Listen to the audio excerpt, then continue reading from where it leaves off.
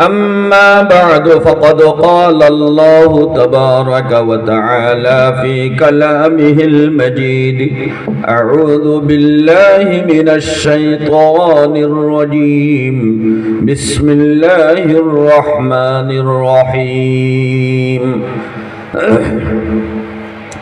إن الذين يتلون كتاب الله وأقاموا الصلاة وأنفقوا مما رزقناهم سرا وعلانية يرجون تجارة لن تبور.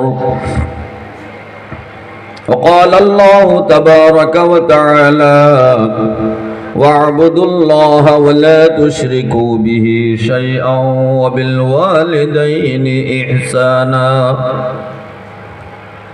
وفي الحديث الشريف قال النبي صلى الله عليه وسلم إذا مات الإنسان انقطع عنه عمله إلا من ثلاثة إلا من صدقة جارية أو علم ينتفع به أو ولد صالح يدعو له أو كما قال عليه الصلاة والسلام.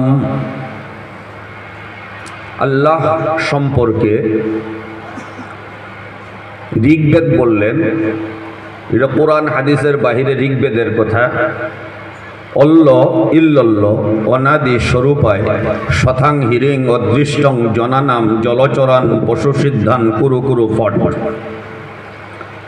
নবীজি সম্পর্কে অথর্ববেদ বলেছেন অথতেশাং ভবিষ্যান্তি মনাংশি বিশুদানি বই বাসু দেবাঙ্গ রাগাতি পুণ্যগুন্ধানি লিস্পৃশা। নবীজির বাণী সম্পর্কে ঋগ্বেদ বললেন লা ইলাহা হিরতি পাপম অল্ল ইলাহা পরমুদম জন্ম বৈকুণ্ঠ যোপি নামি মুহাম্মদম। নবীজির আগমন কবে হবে সেই বিষয়ে গীতায় বললেন দ্বাদস্যনাং শুক্ল পক্ষস্য মাধব মাসি মাধব।